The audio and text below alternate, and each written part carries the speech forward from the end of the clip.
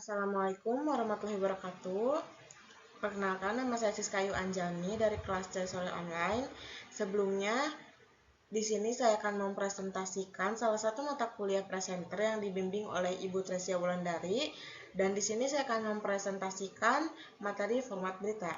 Sebelum saya memulai ke format berita, saya akan menjelaskan sedikit apa itu format berita. Seperti yang kita ketahui, kita sering sekali kan menonton berita yang ada di televisi. Nah, berita tersebut disampaikannya tidak monoton, seperti membawakannya ada yang serius, ada juga yang seperti membawakan berita hiburan. Nah, dalam pembawaan yang berbeda tersebut itu dinamakan format berita. Untuk menentukan format mana yang akan dipilih tergantung pada beberapa faktor yang ada. Nah, berikut format berita ada 12. Yang pertama itu ada reader. Dari berbagai format, reader merupakan format paling sederhana, karena dalam pembawanya pun presenter hanya membaca berita tanpa disertakan gambar maupun grafik. Karena biasanya pembuatan berita tersebut itu deadline-nya sangat mepet atau tidak sempat dipadukan dengan gambar ataupun grafik yang ada. Oleh karena itu, format reader biasanya berdurasi sekitar 30 detik saja. Namun jangan khawatir ya, bukan karena biasanya, tapi seluruh berita yang berada di TV itu pasti informasinya sudah dipastikan dengan benar. Selanjutnya yang kedua ada voice over atau VO. Voice over sebenarnya mirip dengan reader, hanya saja voice over ini durasinya sebenarnya durasinya sama saja sekitar 20 atau 30 detik. Namun voice over itu dipadukan oleh gambar atau grafik, sehingga itu adalah yang membedakan antara voice over dan juga reader. Dalam rekaman yang dihasilkan tersebut juga biasanya ada natural sound, yaitu suara lingkungan. Sebenarnya bisa saja dihilangkan, namun lebih baik tidak dihilangkan karena untuk membangun suasana supaya terdengar lebih nyata. Selanjutnya ada voice over graphic. Format ini adalah format yang narasinya dibacakan oleh presenter, namun tidak menggunakan gambar, tetapi menggunakan grafik seperti tulisan. Ini disebabkan karena peristiwa diliput secara langsung dan redaksi belum menerima gambar peliputan yang bisa ditayangkan. Namun ini sudah dipastikan informasinya benar ya, meskipun belum ada gambar. Selanjutnya ada sound on tape atau SOT. SOT ini biasanya lead-in-nya tentu dibacakan oleh presenter yang kemudian disusun oleh narasumber yang berada di tempat kejadian. Ini dilakukan karena biasanya pernyataan narasumber itu sangat penting ya, jadi lebih baik langsung narasumber yang membawakannya. Biasanya format ini mengharuskan membawa berita yang sangat dramatis dan tidak datar-datar saja.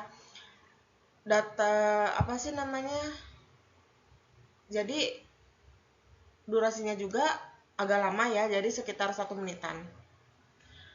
Biasanya SOT ini juga sebagai pelengkap berita yang sebelumnya.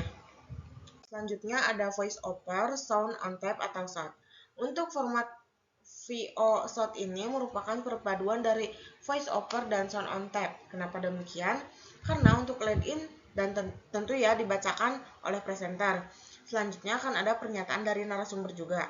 Nah, ini bisa terjadi karena jika gambar yang ada dirasa kurang menarik dan kurang dramatis, sehingga masih membutuhkan narasumber untuk memberikan informasi yang lebih detail dan lebih lengkap. Biasanya format ini tidak lebih dari 60 detik. 40 detik sekitar 40 detik untuk VO dan 20 detik untuk soundbite. Selanjutnya ada package. Untuk format package biasanya dikatakan salah satu format yang sangat lengkap. Kenapa demikian? Karena seperti biasa ya, lead-in dibacakan oleh presenter. Namun isi berita terpisah dan ditayangkan ketika presenter sudah selesai membaca lead-in. Paket berita ini sudah dikemas sangat rapih karena menjadi satu kesatuan seperti gambar, rekaman, soundbite, dan grafik itu ditayangkan dalam satu rekaman. Format ini pun dipilih ketika data diperoleh sudah benar-benar lengkap dan sangat menarik.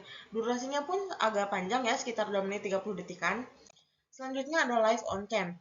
Live on cam merupakan format berita yang disiarkan secara langsung dari lapangan oleh reporter. Ketika lead-in sudah dibicarakan di studio oleh presenter, maka kamera akan langsung menyorot ke narasumber yang sedang berada di kejadian. Biasanya siaran langsung ini memerlukan biaya telekomunikasi yang sangat mahal, sehingga tidak semua berita yang ada itu disiarkan secara langsung atau live on cam. Untuk format beritanya juga harus benar-benar penting, tidak hanya asal berita saja. Dan tentunya si peristiwanya juga masih berlangsung. Selanjutnya ada live on tape atau LOT. Berbeda dengan format live on cam, live on tape itu sebenarnya sama saja ya, merekam kejadian secara langsung. Hanya saja penyiarannya itu agak ditunda atau delay. Kenapa? Karena biasanya terjadi masalah teknis. Selanjutnya ada live by phone. Live by phone merupakan format berita yang dimana kejadiannya itu direkam melalui handphone atau ponsel. Berita tentu dibacakan oleh presenter di studio yang pertama, lalu selanjutnya disambungkan ke reporter yang ada di lapangan untuk menyampaikan laporannya. Nah, biasanya itu wajah reporter dan peta lokasi disajikan dalam bentuk grafis. Namun jika ada gambar juga boleh kok disisipkan. Yang ke-10 ada phone record.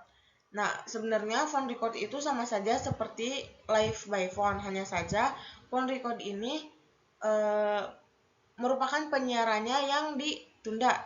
Jadi, jika tadi live by phone itu langsung, namun phone record itu delay.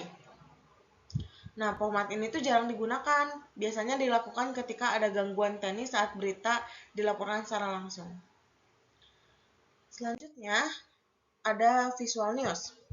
Nah, format berita ini biasanya hanya menayangkan gambar atau rekaman peristiwa yang terjadi. Presenter hanya membaca lead-in lalu selanjutnya ditayangkan visual tanpa tambahan narasi apapun, dan biasanya hanya visual dengan not sound saja, seperti suara teriakan orang-orang pada saat tsunami. Contohnya adalah menit-menit terjadinya tsunami di Aceh. Yang ke-12 atau yang terakhir adalah Vox Pop. Untuk yang terakhir ini bukan format berita ya, karena ini biasanya hanya melengkapi format berita yang sudah ada. Biasanya isinya juga terdapat komentar atau opini dari masyarakat, dan biasanya juga komentar dari masyarakat itu membutuhkan 3-4 orang masyarakat, dan yang diwawancarainya juga harus berusaha mewakili berbagai kalangan. Mungkin itu saja presentasi yang saya bawakan mengenai format berita itu. Mungkin banyak sekali kekurangannya, namun saya sudah berusaha menyampaikan sebaik mungkin. Kurang lebihnya mohon dimaafkan. Wassalamualaikum warahmatullahi wabarakatuh. Terima kasih.